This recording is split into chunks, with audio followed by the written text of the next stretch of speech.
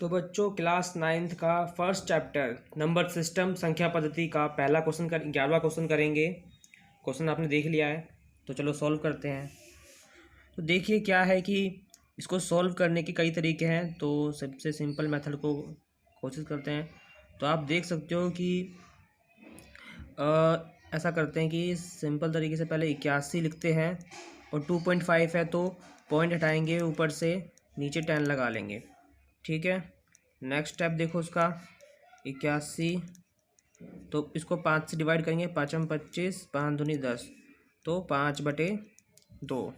ठीक है बच्चों, अगला स्टेप देखिए 81 जो होते हैं वो 3 के फैक्टर होते हैं, 3 की पावर 4 आएगी अगर आप एलसीएम निकालोगे तो 3 गुना में 3 गुना में 3 गुना में 3 81 आएगा। 3 3 9 9 3 27 27 3 81।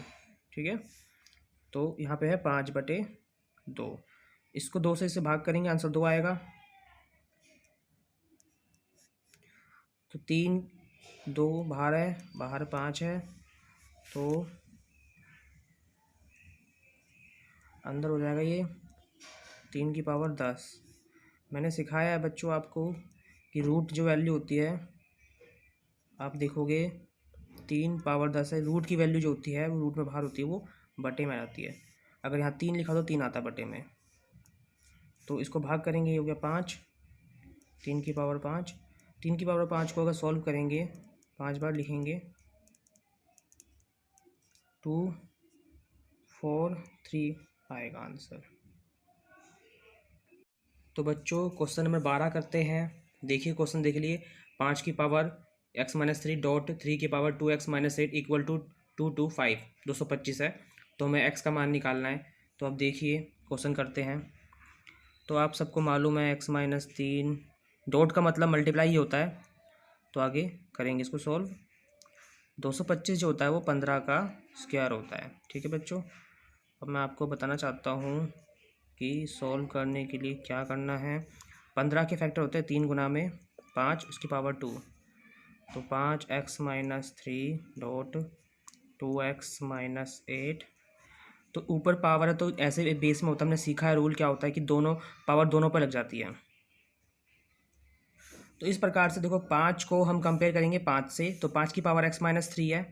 पहले मैं लिख देता हूँ ताकि आपको ध्यान रहे, x-3 बराबर 5 की पावर 2, ऐसे लिख देता हूँ ताकि समझ आ जाए कि क्यों किया है। 3 को हमने 3 की पावर से कंपेयर करने के लिए लिखा है।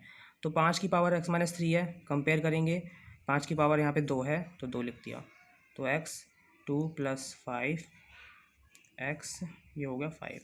यहाँ पे देखेंगे 3 की यहाँ पे 3 नहीं लिखेंगे, अब 2x - 8 इक्वल टू में 2, 2x 2 + 8 2x + 10 और 10/2 x बराबर 5। इसको डिवाइड करने पर तो दोनों तरफ से आंसर सेम आ रहा है हमारा। इसका मतलब आंसर जो है 12 का जो है ऑप्शन सी हो गया हमारा।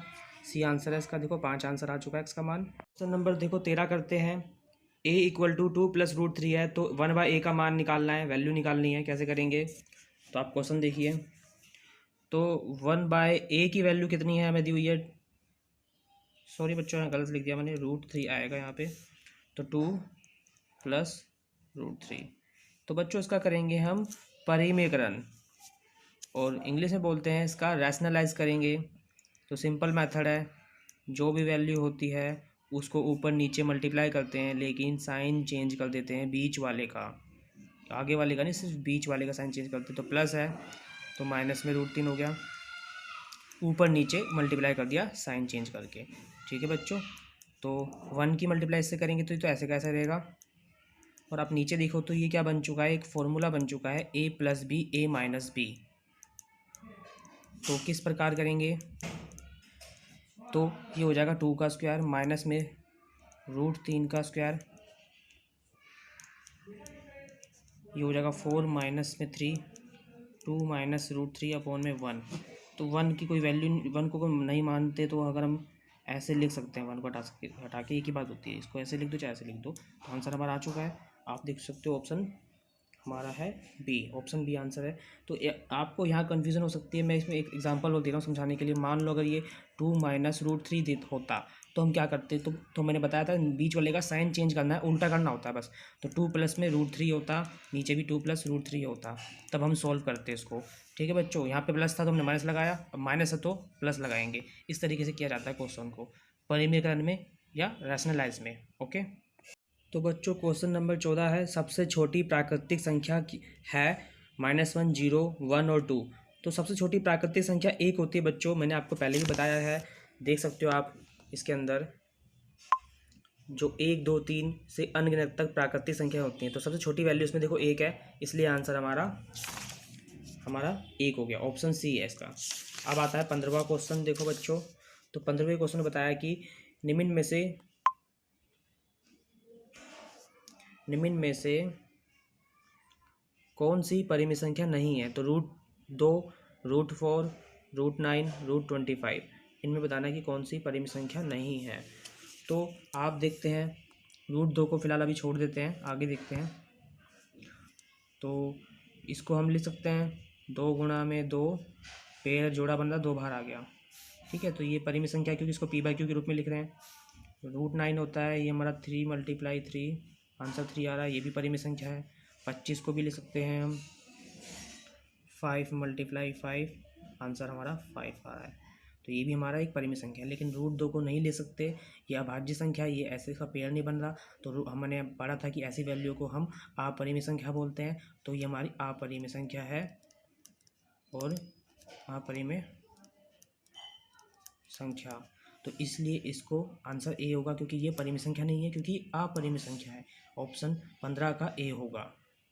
प्राकृतिक संख्या बच्चों क्वेश्चन है 16वां, गलत कथन चुनना है हमें इसके अंदर। प्रत्येक प्राकृतिक संख्या एक पूर्ण संख्या होती है, बिल्कुल बच्चों। प्रत्येक जो प्राकृतिक संख्या होती है वो हमारी 1 से स्टार्ट होती है, तो और पूर्ण संख्या होती है 0 से स्टार्ट। तो सभी प्रत्येक प्राकृतिक संख्या पूर्ण संख्या में आती है, तो ये सही है। प्रत्येक पूर्णांक एक परिमित संख्या है। पूर्णांक बच्चों परिमित संख्या होता है, क्योंकि पूर्णांक में प्लस माइनस की वैल्यू होती है, कोई दिक्कत नहीं है। प्रत्येक परिमित संख्या एक पूर्णांक है, ये गलत है बच्चों, क्योंकि परिमित संख्या में पॉइंट वाली वैल्यू आ जाती है, लेकिन पूर्णांक में फुल कंप्लीट वैल्यू आते हैं, माइनस प्लस में -1, -2, -3, 1, 2, 3, लेकिन परिमित संख्या में पॉइंट की वैल्यू भी आ जाती है, इसलिए ये नहीं है। ऑप्शन सी इसका आंसर होगा, प्रत्येक परिमित संख्या की वास्तविक संख्या, ये तो ठीक है ये भी।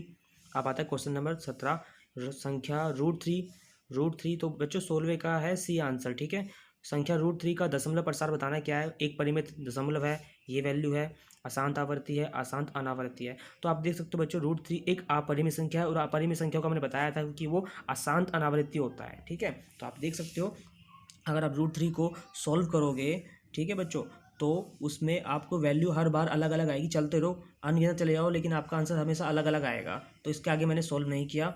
तो इसको अगर आप राउंड ऑफ करेंगे, पीछे की वैल्यू छोड़ दो, यहाँ 3 वैल्यू लेनी है लास्ट की 3 डिजिट पॉइंट के बाद। तो 0 तो 5 से छोटा होता है, राउंड ऑफ हम आगे नंबर 1 देंगे नहीं, इतना ही छोड़ देंगे। तो √3 की वैल्यू इतनी होती है, और ये एक अपरिमित संख्या है, इसलिए अपरिमित संख्या को हम अशांत अनावर्ती बोलते हैं। ऑप्शन डी आंसर होगा इसका, ऑप्शन इसका डी होगा, अशांत अनावर्ती, क्योंकि ये अपरिमित संख्या है। क्वेश्चन नंबर 18 देखो बच्चों, दो परिमित संख्याओं के बीच में अपरिमित रूप से अनेक परिमित संख्या होती है। याद रखना, हम कितनी मर्जी वैल्यू निकाल सकते हैं दो परिमित संख्याओं के बीच में। 18वें का आंसर सी है। एग्जाम्पल दे के बताओ। तो बच्चों मैं 18वें का एग्जाम्पल दे के आपको समझाता हूँ कि अपरिमित रूप से अनेक हल कैसे होते हैं परिमित संख्या में। तो हमने दो संख्या मान ली, 1/2, 1/3, दोनों की दोनों परिमित संख्या है। सबसे पहले हमने इनका बेस को इक्वल करेंगे, 1/2 को इस 3 से गुना करेंगे, तो 3 से ऊपर नीचे गुना कर देंगे तो 3/6 हो जाएगा। 1/3 है, इसको 2 से गुना करेंगे इस वाली वैल्यू से, तो ये हो जाएगा 2 एकम 2, 2 तिया 6, 2/6।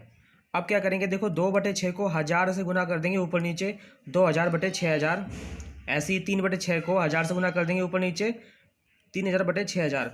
तो आप देखो तो हमारी वैल्यू ये बन गई। अब तो आप देख सकते हो अगर इनको सॉल्व करोगे तो वापस ये यहीं आएंगे आंसर, 1/2, 1/3। अगर इसको भाग करोगे, सिंप्लीफाई करोगे, तो आप देख सकते हो इनके बीच में अब हमारे पास 1000 वैल्यू है परिमित संख्या के बीच में। इसलिए यहाँ मैं 1 लाख से गुना करता तो 1 लाख आंसर होते बीच में हमारे परिमित संख्या के, करोड़ से करता तो करोड़ होते। इसलिए बच्चों परिमित संख्या के बीच में अपरिमित रूप से अनेक हल होते हैं, अनेक। ठीक है, तो बच्चों क्वेश्चन नंबर 19 देखते हैं। इसमें बताना है कि कौन सी संख्या अपरिमित संख्या है। Option A, B, C, D देखते हैं। तो ए को देखो रूट 4 है, 4 के फैक्टर 2 गुना में 2 होते हैं, 9 के 3 गुना 3, तो 2 के जोड़े बनते हैं 2 बाहर आ जाएगा, 3 के जोड़े बनते हैं 3 बाहर आ जाएगा, तो 2/3। ये एक परिमेय संख्या है। रूट 12 है, इसके फैक्टर होते हैं 3 गुना में 2 गुना में 2, नीचे रूट 3 है, तो 2 का जोड़ा बनकर 2 बाहर आ गया, अंदर बचेगा रूट 3। रूट 3 से रूट 3 कैंसिल हो जाएगा, 2 आंसर होगा। रूट 7 ये सॉल्व नहीं होगा, ऐसा ही रहेगा। 81 जो होता है ये 9 के फैक्टर होते हैं, 9 गुना 9, तो 9 बाहर आ जाएगा। तो आप देख सकते हो सारी वैल्यू सिंपल आ रही है। तो पूछा है क्वेश्चन में कि अपरिमेय संख्या कौन सी है, तो रूट 7 जो है ये एक अपरिमेय संख्या है। और क्वेश्चन नंबर 20 में देखना है, बताना है कि प्रत्येक परिमेय संख्या है। प्रत्येक परिमेय संख्या क्या होती है? एक प्राकृतिक संख्या होती है, पूर्णांक होता है, वास्तविक संख्या होती है, पूर्ण संख्या होते हैं। तो परिमेय संख्या बच्चों वास्तविक संख्या होती है, रियल नंबर्स होते हैं। ठीक है, तो आपको मेरी वीडियो कैसे लगी कमेंट करके बताइए, लाइक सब्सक्राइब एंड शेयर करिए। Thank you for watching my videos.